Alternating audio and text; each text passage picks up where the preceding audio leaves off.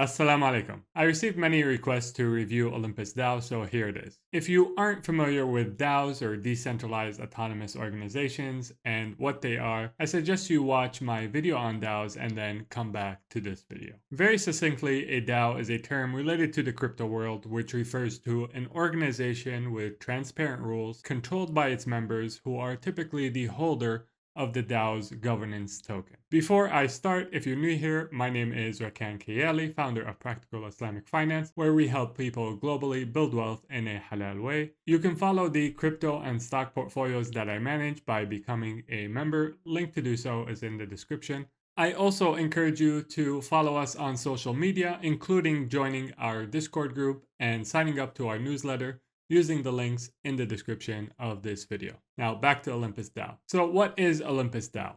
Olympus DAO is trying to be the first decentralized central bank for the crypto world. Now, what do I mean by this? Olympus DAO issues a coin called OHM or OHM. Olympus aims for its OHM tokens to be a stable coin backed by Treasury assets. In other words, rather than being pegged to the US dollar like so many other stable coins are, the value of the OHM token is meant to float based on the value of its underlying treasury of assets. Olympus wants to achieve stability in OHM's price through issuing more OHM when the price of OHM is greater than the value of the underlying treasury, diluting the supply and bringing the price down, and burning OHM when its price is less than the value of the underlying treasury, reducing OHM's supply in order to push the price of OHM up. Backing a currency with treasury assets is not a new concept. In fact, this was the system that traditional currencies used. Most traditional currencies used to be backed by the gold that central banks held. In theory, you could take your dollars, for example, back to the central bank and exchange it for gold. The United States left the gold standard in 1971 when Richard Nixon announced that the United States would no longer be converting dollars to gold at a fixed value. Olympus DAO is trying to create a currency in the crypto world that is backed by treasury assets, similar to how traditional currencies used to be when they were backed by gold. The long-term goal of the Olympus DAO is for their currency, OHM, to become stable enough to be used in daily transactions and to quote prices while not relying on a peg to a traditional currency and maintaining a high degree of decentralized decision making. It's worth mentioning that even though OHM tokens aim to be a stablecoin, they are far from being one just yet. They have been very volatile since their first issuance in April of 2021, and much more volatility is expected before OHM reaches any degree of stability. As far as halal and haram go, nothing about Olympus DAO's goal of creating a stablecoin for the crypto world backed by treasury assets is inherently haram. In fact, some argue that a currency, in order to be halal, should be backed by treasury assets. I happen not to hold this view. So how does one use OHM tokens nowadays? Well, holders of OHM can use their tokens to vote on issues pertaining to the protocol. The more tokens a holder has, the more votes they can cast. Other than voting, OHM holders can either sell their tokens or stake them. First, let's talk about staking OHM. If you go to the Olympus DAO website, you can see there is almost $2 billion worth of market value that is staked, paying an annual return of close to 5,000%.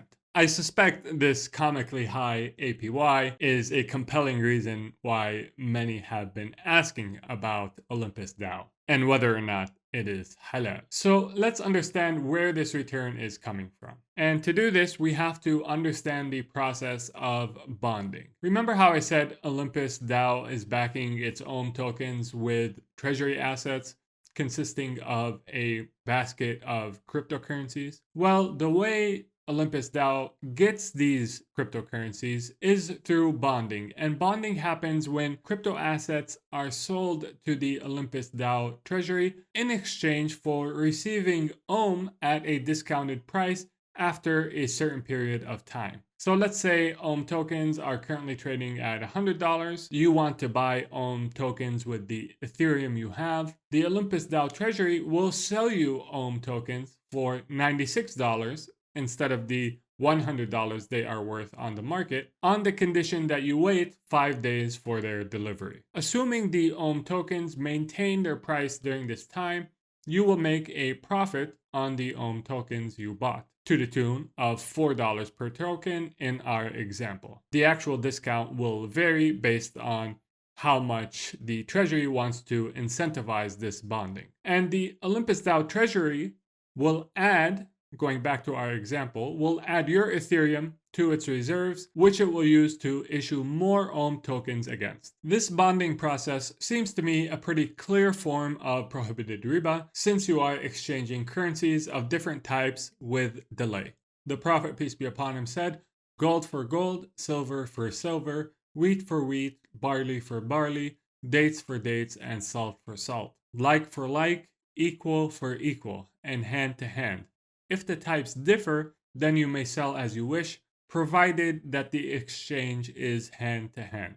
So the hadith says that if you're exchanging currencies of different types, then the exchange can be for different amounts, but it has to be hand to hand, meaning the exchange has to happen without delay from either party. In the case of bonding with OHM tokens, as we saw, you're exchanging one cryptocurrency and you're waiting a number of days before receiving your OHM tokens that you purchased for a discount, which is what the Prophet, peace be upon him, prohibited in the hadith I mentioned, and there are other hadiths with the same meaning.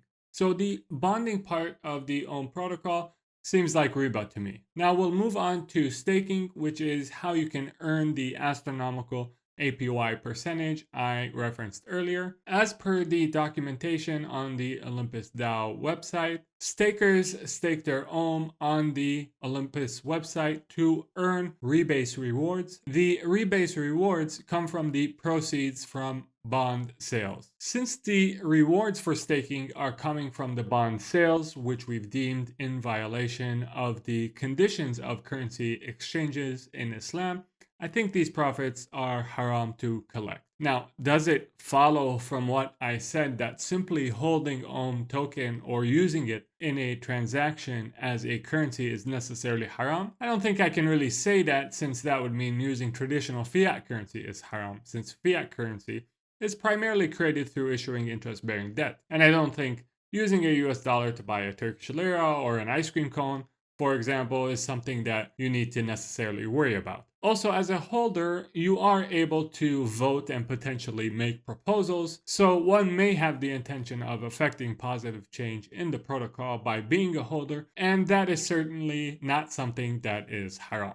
This is my assessment as of now. Let me know if I've missed something in the comments. As always, I'm trying to do my best with my current understanding to ascertain the truth, but I may sometimes get things wrong, so be sure to stand guard at the doorway of your mind and only let in that which passes your critical interrogation. If you'd like to follow my inshallah halal crypto and stock portfolios, you can do so by becoming a member using the link in the description. Be sure to join our Discord group, also linked to in the description. Like and subscribe. Until next time, make sure to take care of yourself.